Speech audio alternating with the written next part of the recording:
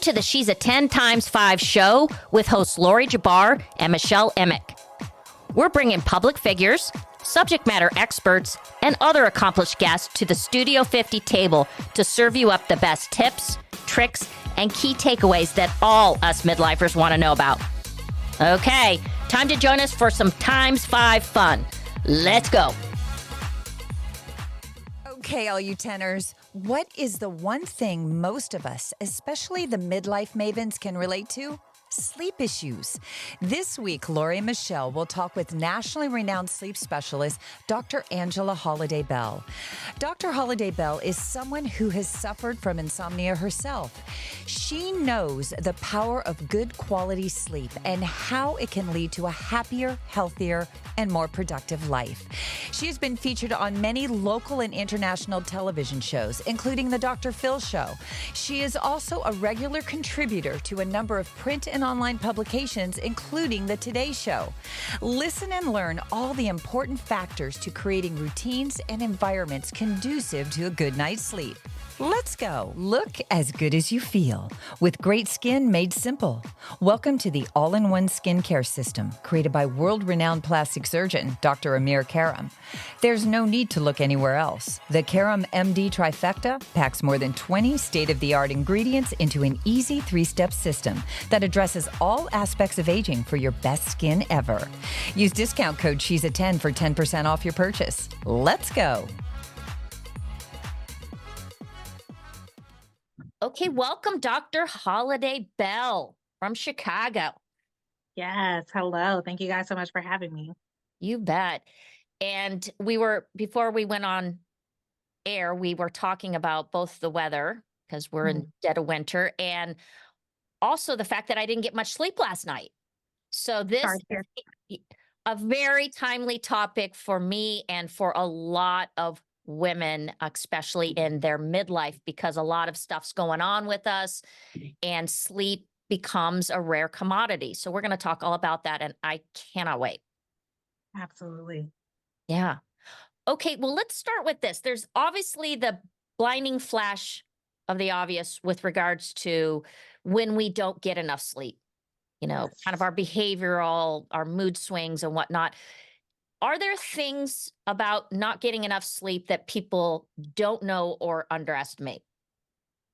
Absolutely. So, gosh, where to start when I get that question? So I think the biggest thing that people take for granted is how powerful sleep is when it comes to our performance. So oftentimes, especially with work lives, people will stay up late because they have work to do or whatever, but not realizing that they're actually affecting their work life and their performance more by skimping out on sleep, because things like your memory, your creativity, your problem solving skills are all impacted when you're not getting enough sleep, your productivity and efficiency.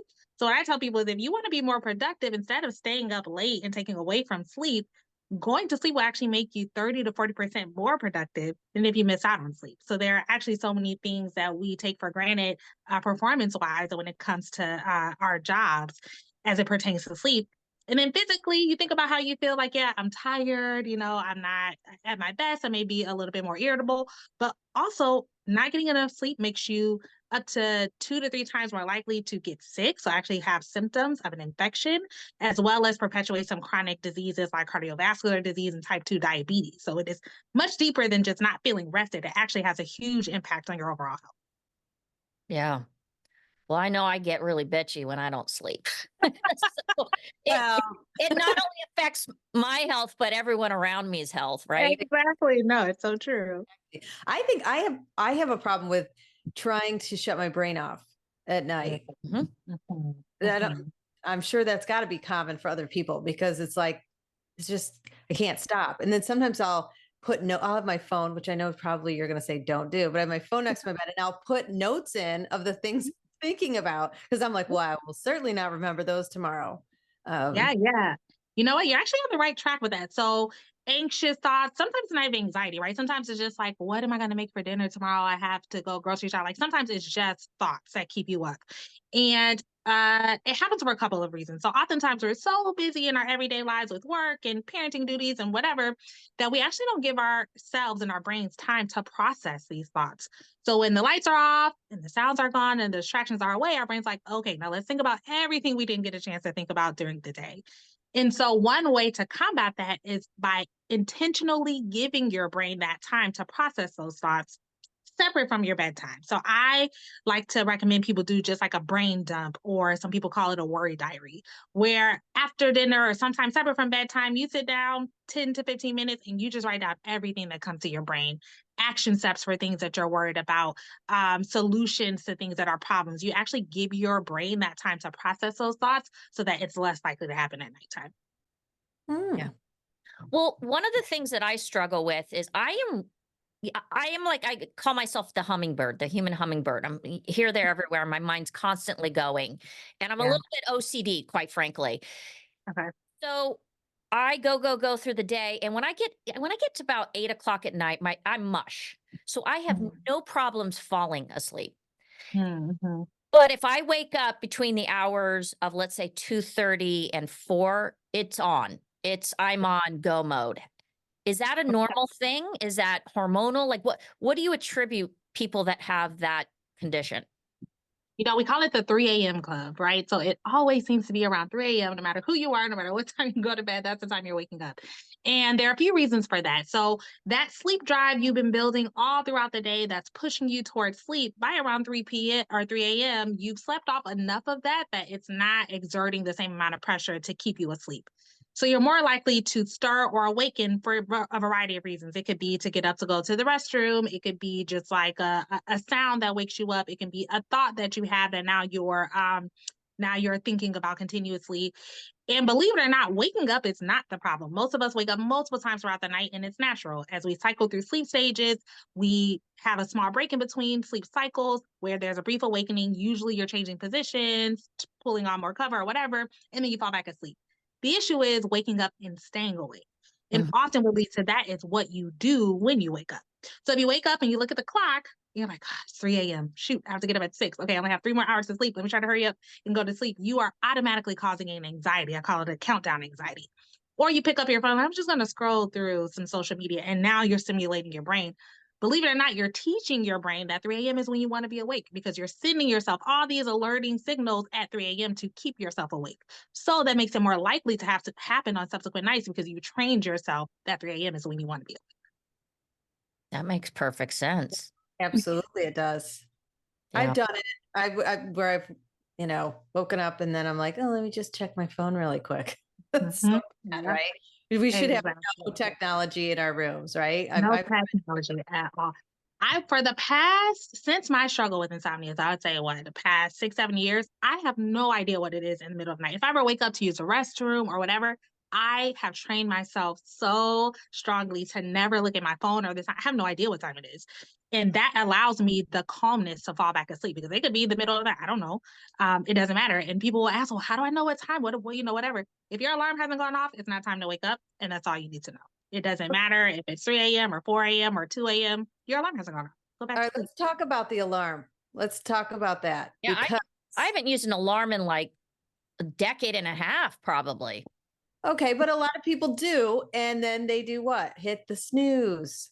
Yes. Oh, what is that doing? I mean, that's got to be screwing up your sleep cycle, because I know people that hit the snooze 10, 12 times. Yes, yes. And I hate the snooze button for so many reasons, because it really is just basically you are jerking yourself out of a deep phase of sleep over and over and over again. And it's actually one of the worst ways to wake up. People say, well, it's hard for me to just get up. So it's like a gentler way. But there's nothing gentle about that. You fall asleep, you're in a deep stage, you jerk yourself out, then you fall asleep again, and it's just a repetitive thing. Some people will do it for 20 to 30 minutes. And what I say is, if you actually had 20 to 30 minutes more of deep sleep, you would feel so much better than having 20 minutes of broken sleep every 5 minutes. It also makes you more likely to suffer from sleep inertia. So that groggy, disoriented feeling that takes time to recover from in the mornings, because you're constantly being jerked out of this deep stage of sleep. It makes it harder for you to just get going in the mornings. It's easier to sleep through your alarms. There's so many reasons why it's not a good idea. It also teaches your brain that like, what is the alarm actually for, right? The alarm is supposed to signal getting up, waking up, starting your day. And now you tell yourself, am I getting up? Am I going back to sleep? It actually is confusing. So for those individuals who want a more gentle awakening, I actually recommend a sunrise alarm clock. It's one of the most natural and gentle ways to wake up. We evolved to align our sleep-wake cycles with the sunrise and sunset. So it gradually brightens and awakens you from a lighter stage of sleep, which is actually more refreshing. So if you need that slower, gentle awakening, opt for a sunrise alarm clock as opposed to hitting the snooze button. Oh, I I love didn't that. even know those exist. Yeah, they do, and they're great. It's a very, very gentle, nice, pleasurable. You can add some nice sounds to it. It's a much better experience than the alarm itself. Yeah. You're Yeah. like, What the hell? Okay, so what I am hearing loud and clear is how our brains are so intertwined with our sleep. Yes, With that, 100%.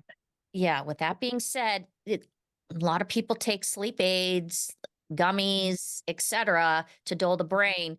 What is your thoughts around little pills that help you snooze? There are not many pills that I recommend or that I like people to take for sleep. The exception to that is magnesium glycinate is my absolute favorite supplement. However, it's not a sleeping pill. It's not something you take and you get put to sleep, but it is something that helps to set the scene and make sleep come easier or more naturally. So love magnesium glycinate. I think melatonin has its purpose in time if your circadian rhythm is thrown off for other reasons. So if you're traveling, you have jet lag, or you've been on vacation and your schedule's been thrown off for a while, using it short term, low dose can be helpful. Sleeping pills, over the counter or prescription, I do not like. The reason for this is I like to, especially prescription sleep pills, I like to compare them to anesthesia. If anyone's ever had surgery, you've been put under general anesthesia, you're asleep.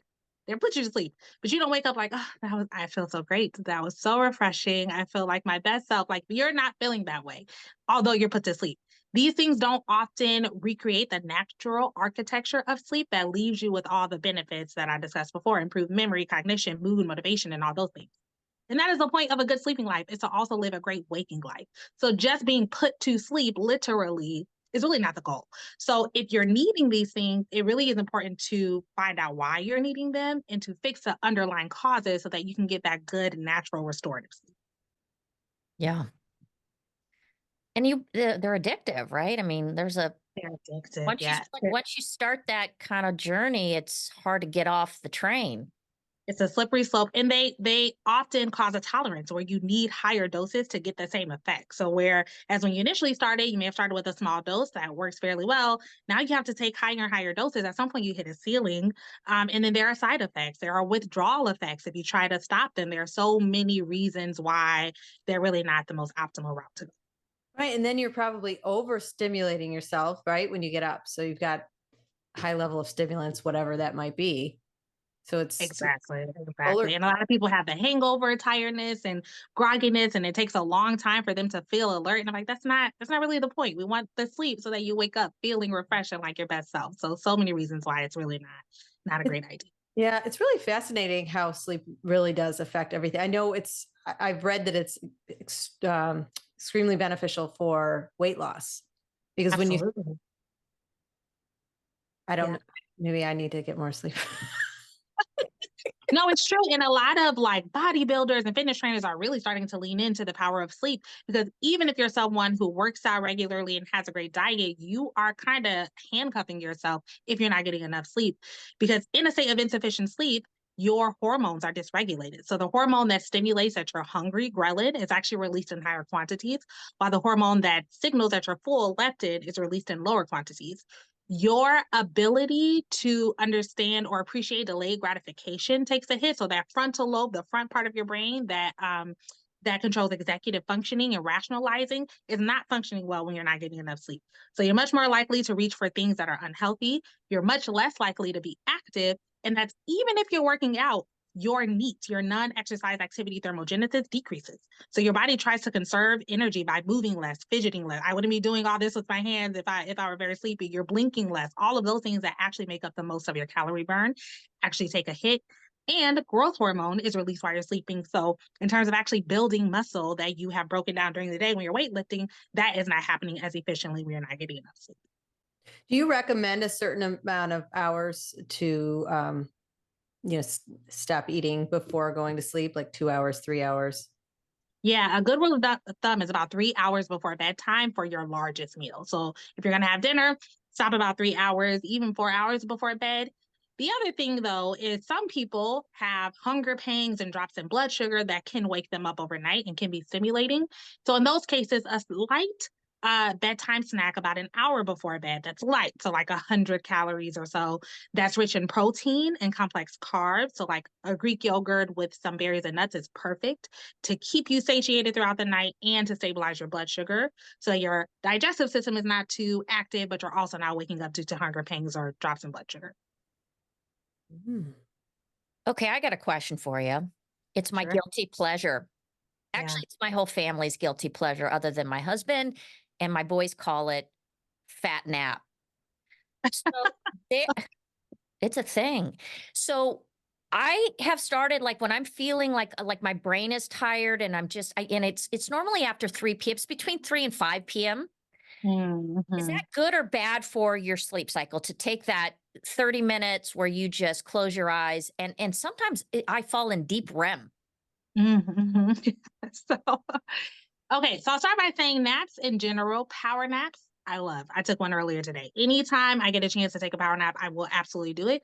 But you have to nap responsibly, is what I say. And so, what that means is a short power nap. So, 30 minutes is perfect, no more than 20 to 30 minutes. Again, you don't want to necessarily be uh, awakening yourself from the deepest stage of sleep, which tends to happen after 30 minutes. Unless you're sleep deprived, then you are more likely to fall into those deeper stages sooner.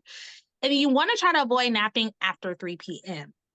because again, you're building up that sleep drive all throughout the day that is increasing your pressure towards sleep to hit its peak at night right before you're going to go to sleep. If you nap too late or too long, you're stealing from that sleep drive and you make that pressure less at night. And although napping is great, napping is actually a great way to boost your mood and productivity and creativity during the day. It isn't it is not going to replace the benefits of overnight sleep. So if it's interfering with your sleep overnight, it's not something you want to do. But if you can do it in a way that's responsible earlier in the afternoon for a short period of time, power naps are amazing. Okay. I hope Sean Jabbar is listening to this. His 3-hour naps, you know? Yeah, interesting. So you have a program that is a 7 days towards better sleep. Can we walk through some of your recommendations, some of the things in that program and give the audience an idea of what they're in for with that 7 days? Yeah, yeah. So it's kind of like a quick little 7 day sleep boot camp. And the reason I created it is that it can be overwhelming to completely overhaul your full sleep routine, right? And so I recommend starting with small steps that you can build upon. And that is pretty much what I try to lay out in that program. So starting with your schedule, going to sleep and waking up at the same time every day is actually one of the best ways to reinforce and train your circadian rhythm. Simply starting with that first step will actually work wonders for your sleep for the most part. And then limiting electronic use before bedtime. So electronics they strongly emit blue light, which has the strongest effects on inhibiting our melatonin release and causing us to be awake and alert. So you want to try to limit those things at least within an hour of bedtime. Avoiding caffeine and alcohol too close to bedtime. Caffeine, of course, we use it to stay awake. That is the reason. It perks us up, it keeps us alert, and that's all great and well, but it has a long half life of about 5 hours, meaning after 5 hours, half the amount you consumed is still in your system. So, depending on how much you consume and how late you do it, it can absolutely still be exerting alerting effects close to and within your bedtime, making it difficult to fall asleep. Alcohol, on the other hand, is initially a sedative, so it does make you sleepy at first. Once it's broken down, it becomes a stimulant, and then it leads to broken, poor quality sleep and makes you more likely to wake up earlier in the mornings. Yeah. Um, I just want to interrupt you there. The one thing I have found out over the past decade, and I love a good bottle of red wine. yeah, I can't drink red wine anymore, not even a glass. really, at any point during the day. Yeah. Yeah, It's yeah. just yeah, I tend to wake up and have sweats. It's just really bad for me. Yeah, Yeah, what is absolutely. So, that? What is yeah. that? I get that too. I'm not a big drinker, but when I do, I wake up and I'm like, "Was this a hot flash? What's going on?"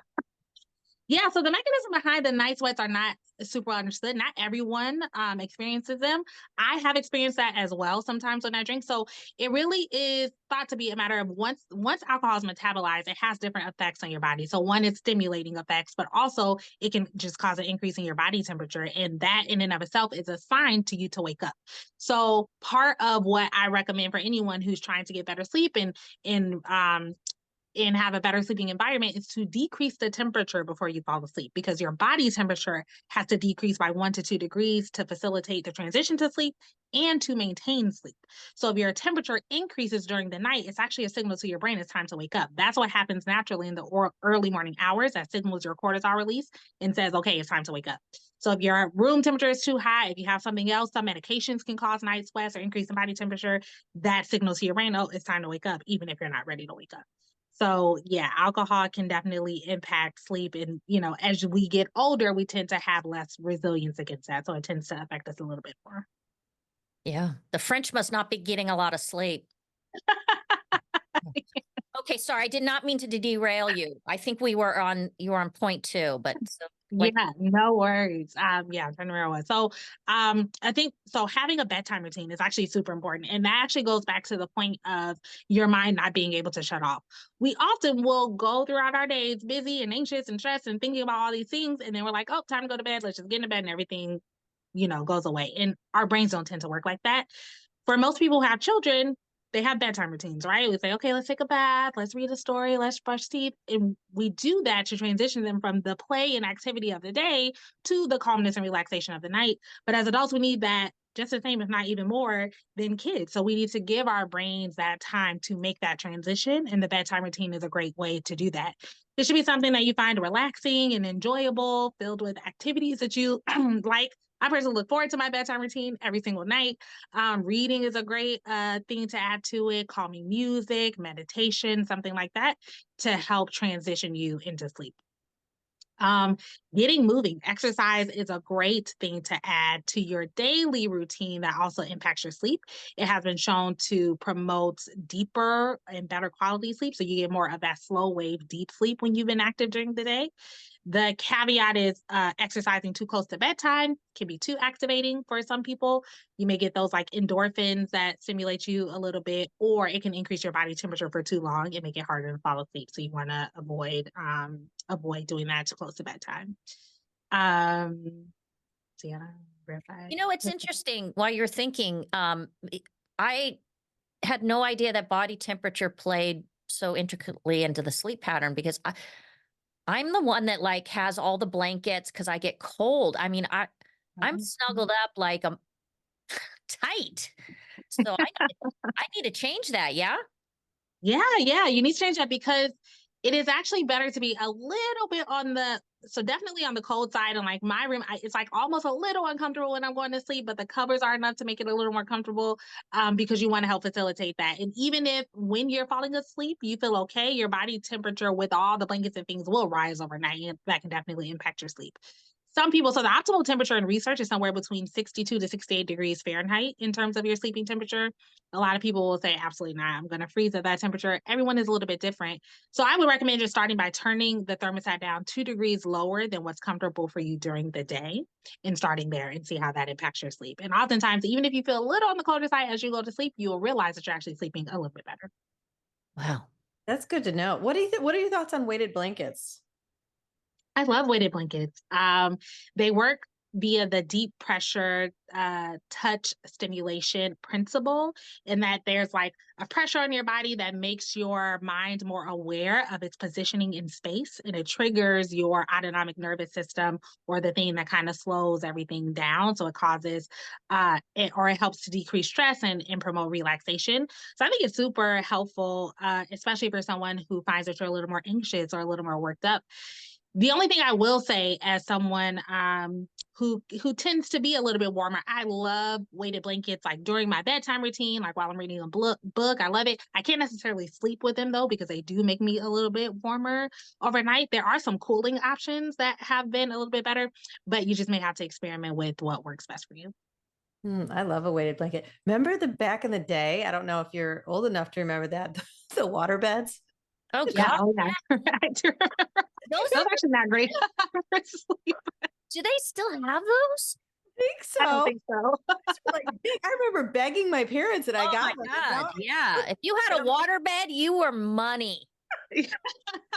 You, Those things were, I mean, those couldn't have been good for sleep. You roll No, over. they were not great for sleep at all. waters. There was not enough support there. You're constantly moving. Definitely not great for sleep. No. Yeah, those died okay, out. well, wait, can we just talk for a second about mattresses? Because there's a lot of sophisticated technical mattresses out there. Yeah. What are your thoughts with mattresses? Some mattresses are important. I say, we spend a third of our life sleeping. If we're lucky, people spend a third of their life sleeping. So it is important to invest in where you're going to do that. But there is no one size fits all in terms of mattresses. It really depends on your sleeping position, your body type, and other things in terms of the mattress, if you have like any chronic aches and pains or things like that. So it can be helpful to try out a mattress, honestly, before you get it. In terms of firmness, like if you're a stomach sleeper, theoretically, a firmer mattress works better. If you're a back sleeper, but like medium soft. So there are variabilities, and then there's variabilities in the texture. There's not going to be any one size fits all, but you should make sure that your mattress is comfortable, that it provides enough support, that it keeps your spine in neutral alignment throughout the night. And generally speaking, we recommend changing or replacing your mattress every 10 years. Some people don't think about that. So it's been 10 years, you might want to look into another mattress. So it is important to have one that suits you, but it may take some trial and error to figure out what that is. Okay. I need to get a new mattress, Michelle. There you go. I, Well, I use Tempur-Pedic. It's like a pita. Oh. It's like a piece of pita. Well, yeah. Oh no, yeah, it's time to upgrade Yeah. it. It's a great time to say, hey, let's just redo this whole room, do some cooling colors, maybe some blackout curtains or blinds. Just like use it as a time to really overhaul things. But it sounds like a new mattress is in the order. sunrise, I'm buying that. Yes. This is great. I got dogs. They wake me up. Yeah. It's Mhm. breakfast time, Mom. Let's go. So I don't need an alarm. Do Okay. they sleep in your room with you? They do. Same. Yeah, they're my babies. My adult kids have fled the scene, so I'm stuck with my dogs. Yeah. Your fur baby. Yeah. Yeah. That's fun. Well, let me ask you this. So, our genre of audience is typically going to be the midlife mamas. Do you have specific recommendations for midlife women that pertain to sleep? Yeah. So the first thing is if you are going through a change, if you're in particularly menopause, we have lots of shifts in our hormones that can absolutely impact your sleep. And I first recommend speaking with your medical provider about options that you have.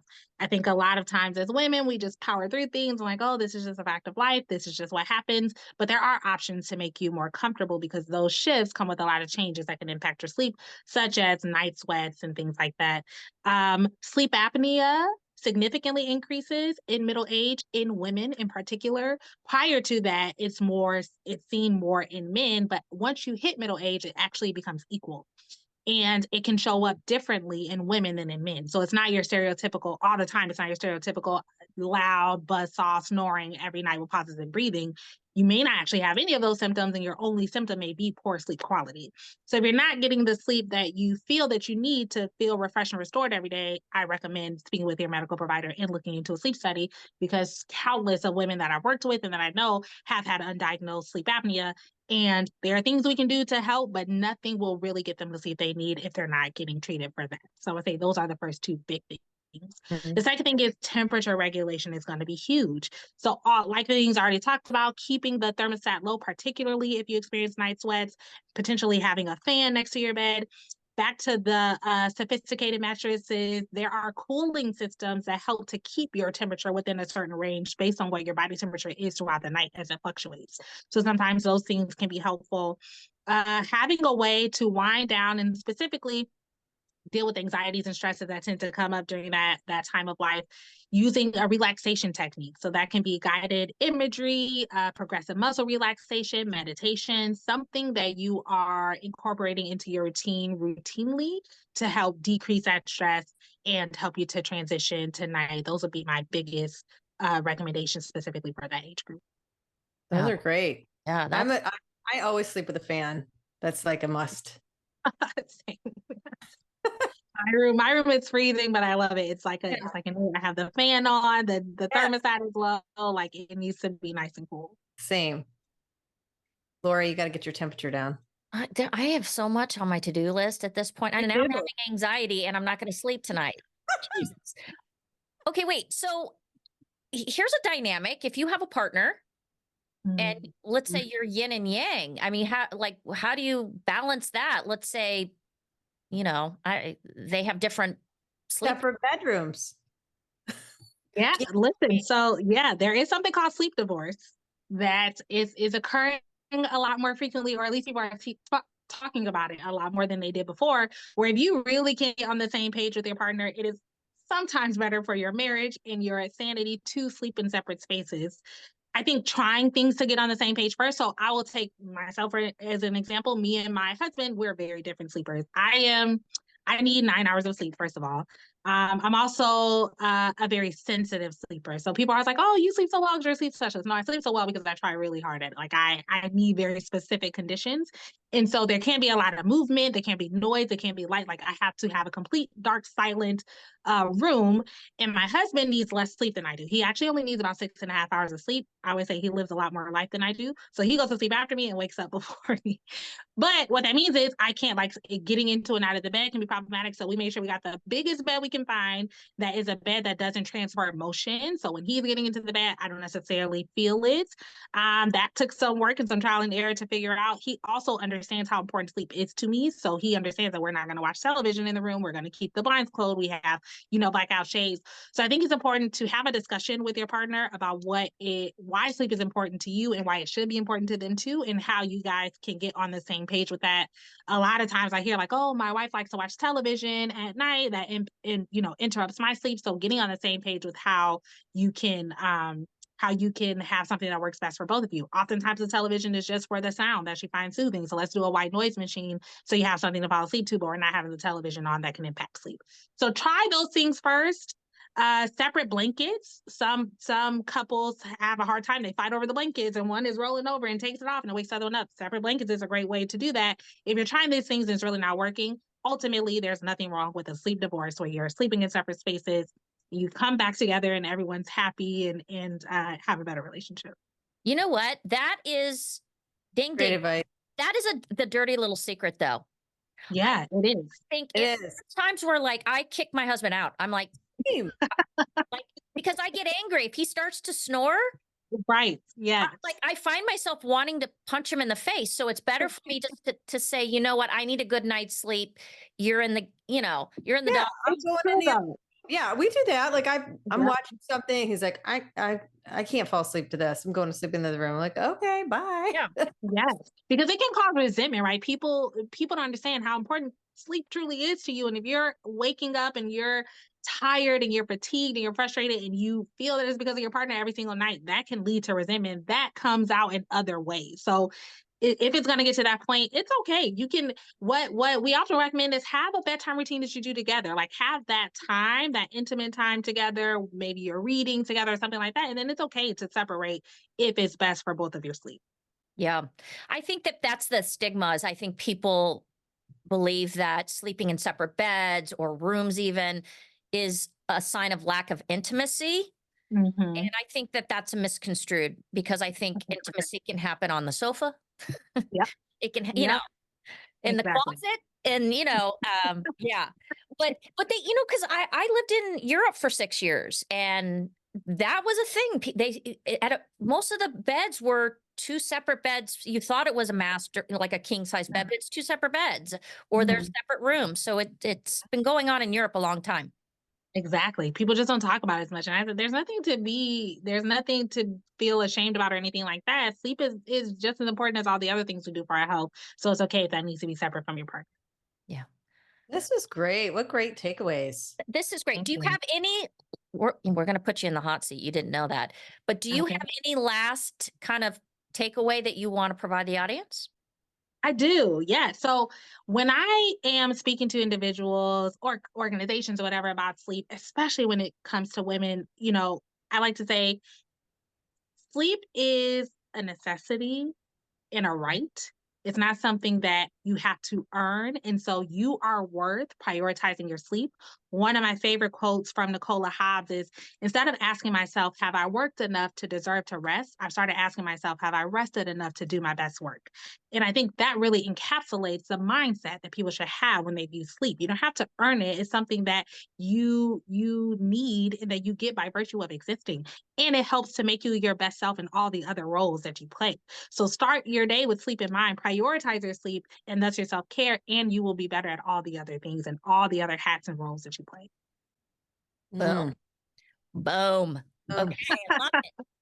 Okay, where do our listeners and watchers, where do they find you? Yeah, so you can find me on my website, thesolutionissleep.com. It has more information about myself, some of my offerings, my 7-day guide to better sleep, and my social media links are there. That's kind of the best hub. I have a book called Sleeping on the Job, Proven Strategies to Optimize Workplace Performance and Personal Well-Being Through Better Sleep. So you can find the link on there as well. All right. I'm going to get that book today. Same. You better believe it. Okay. You ready to have a little fun? Sure. Okay, so this is called the Luxury Pickleball Lightning Round. And this season, we are asking the same ×5 fun questions of every guest.